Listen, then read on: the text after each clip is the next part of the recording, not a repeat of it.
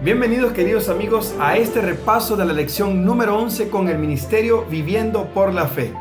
Es un placer nuevamente estar con ustedes y esperamos que la paz del Cristo nos acompañe en este repaso. Muy bien, el miércoles 8 de mayo encontramos en la etapa de la historia de José, encontramos ahora a José en Egipto.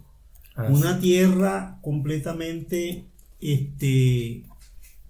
no la conoce, pues, o sea, no conoce ni la cultura, ni el lenguaje egipcio, ni nada de eso, o sea... Qué duro es eso. Que sí, debió ser tremendo para José, o sea, tenía que aprender la cultura egipcia, su idiosincrasia, sí. Pero sin perder sus principios. Correcto, sin poner en tela de juicio su creencia y todas estas cosas que le permitieron sobrellevar esta situación. Ahora vamos a esta parte de la historia la vamos a encontrar en Génesis capítulo 39. Y antes, vamos a tener una palabra de oración. Abraham, si por favor nos diriges. Ok. Poderoso Dios, gracias te damos, Señor, porque nos das otra oportunidad de abrir tu palabra. Permite que en esta hora sentir la presencia de tu dulce y poderoso Espíritu, Señor, en nuestros corazones. Amén. Acompáñanos en el estudio de esta parte de la lección. En el dulce nombre de Cristo Jesús te lo pedimos. Amén. Amén. Muy bien, como estamos diciendo acá, esta parte de la historia de la etapa de José la conseguimos en el capítulo 39 de Génesis. Vamos a leerla, dice así. Llevado pues José a Egipto, Potifar, un egipcio oficial del faraón, capitán de la guardia, lo compró de los ismaelitas que lo habían llevado allá. Pero Jehová estaba con José, quien llegó a ser un hombre próspero y vivía en la casa del egipcio, su amo. Vio su amo que Jehová estaba con él, que Jehová lo hacía prosperar en todas sus empresas. Así halló José gracia a sus ojos y lo servía, lo hizo mayordomo de su casa y entregó en su poder todo lo que tenía. Desde el momento en que le dio el encargo de su casa y todo lo que tenía, Jehová bendijo la casa del egipcio a causa de José, y la bendición de Jehová estaba sobre todo lo que tenía, tanto en la casa como en el campo. Él mismo dejó todo lo que tenía en manos de José, y con él no se preocupaba de cosa alguna, sino del pan que comía. José era de hermoso semblante y bella presencia. Y aconteció después de esto que la mujer de su amo puso sus ojos en José y le dijo: duerme conmigo. Pero él no quiso y dijo a la mujer de su amo: mi señor no se preocupa conmigo de lo que hay en casa y ha puesto en mis manos todo lo que tiene. No hay otro mayor que yo en esta casa y ninguna cosa me ha reservado sino a ti, por cuanto tú eres su mujer. ¿Cómo pues haría yo este gran mal y pecaría contra Dios? Hablaba ella a José cada día, pero él no la escuchaba para acostarse al lado de ella, para estar con ella. Pero aconteció un día, cuando entró él en casa a hacer su oficio, que no había nadie de los de casa allí.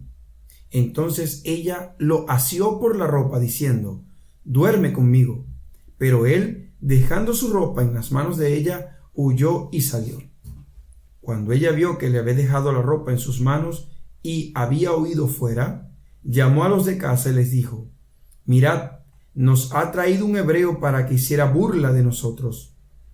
Ha venido a mí para dormir conmigo, y yo di grandes voces. Al ver que yo alzaba la voz y gritaba, dejó junto a mí su ropa y salió huyendo.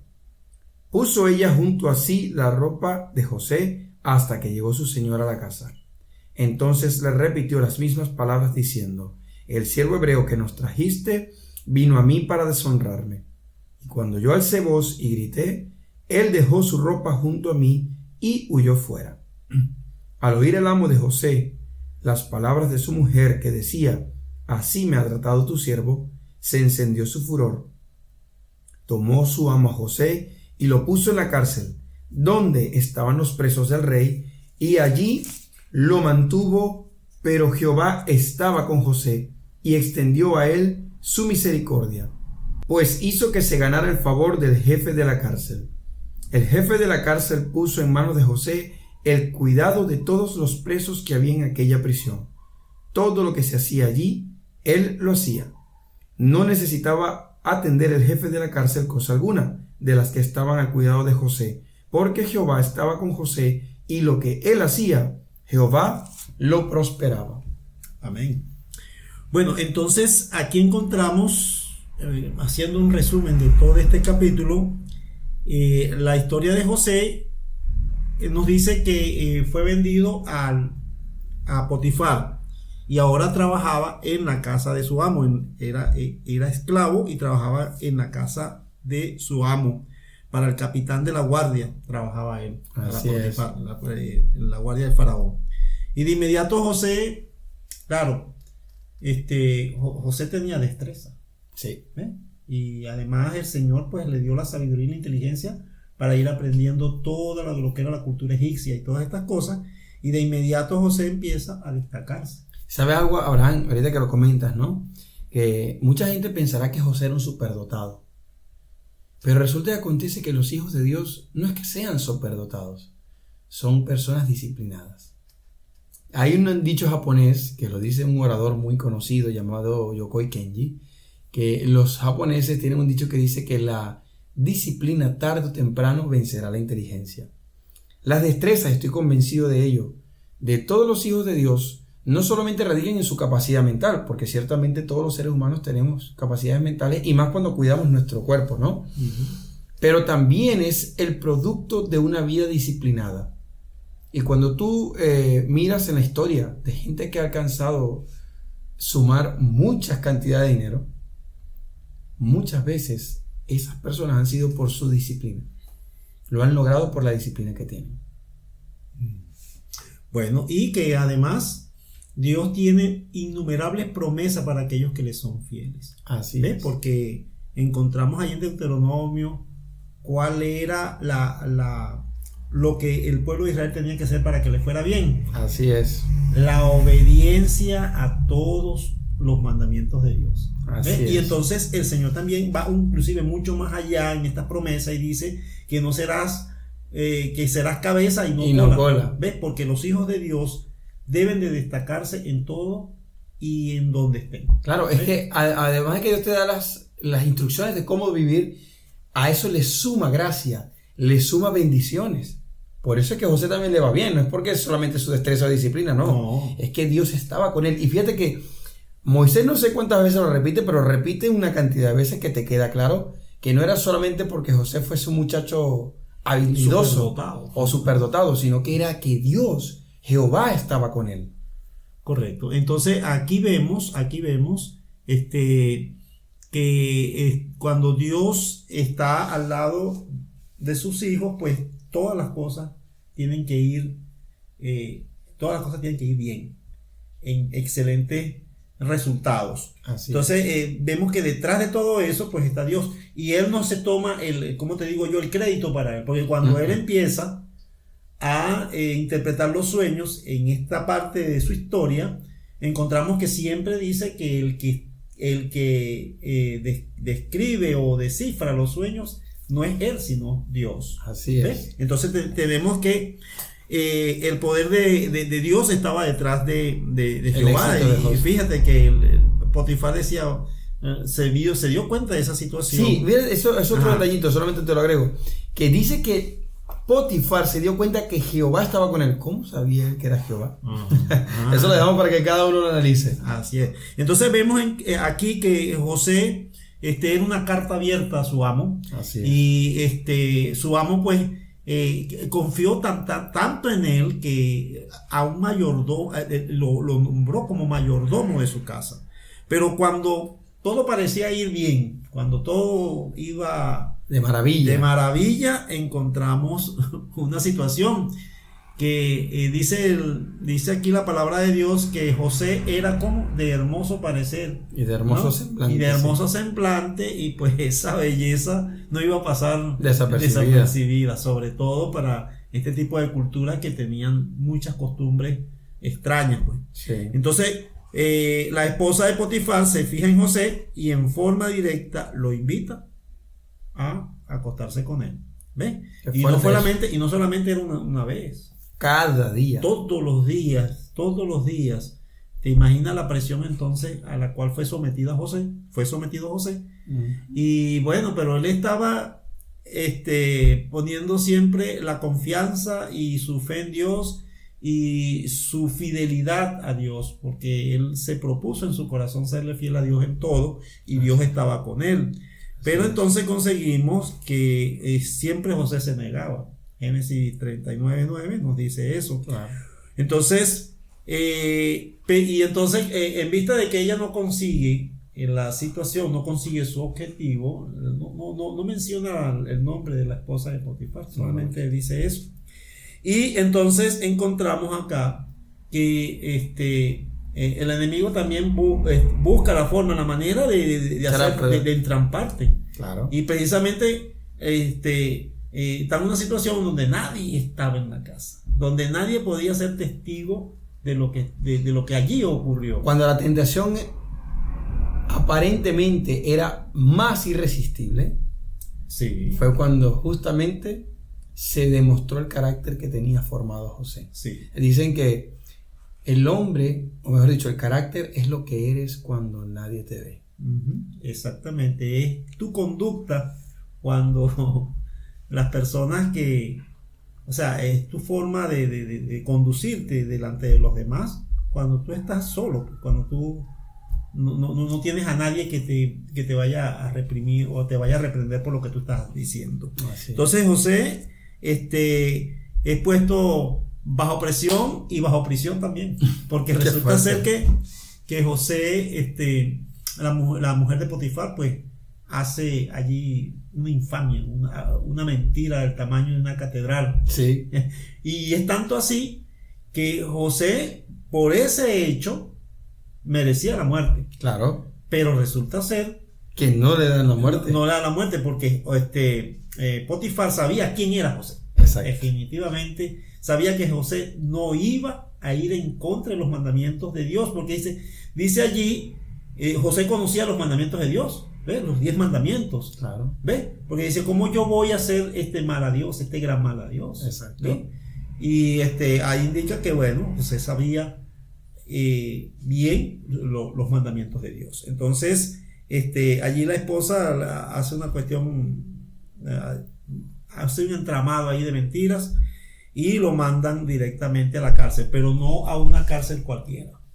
¿A dónde lo mandan? A la mejor cárcel, porque Dios es el que está dirigiendo eso. Claro. Y precisamente es una cárcel donde ha de suponerse que eran personas que eran llevadas, que no eran de los criminales más terribles, ¿no? Claro. Sino que pareciera que eran criminales políticos, una cárcel política donde Dios lo condujo. Y nuevamente José vuelve otra vez a demostrar sus habilidades y su destreza con que Dios le había tenido. Y añade el texto, porque Jehová estaba con él siempre. Cuando José es nombrado la mano derecha de allí del carcelero, del jefe de la cárcel.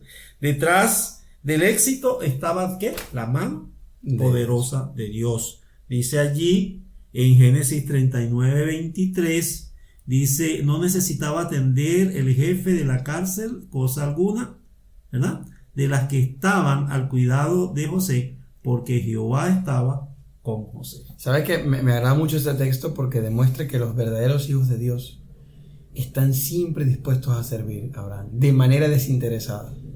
Como cristianos, nosotros debemos de tener esa impresión a las personas y permitir que el Espíritu de Dios, el amor de Cristo, pues se refleje en nuestras palabras, en nuestros actos, en el servicio que nosotros, porque fíjate que cuando José llega a la cárcel, pues se dedica a servir. Así es. ¿Sí? Se dedica a ser el mejor preso.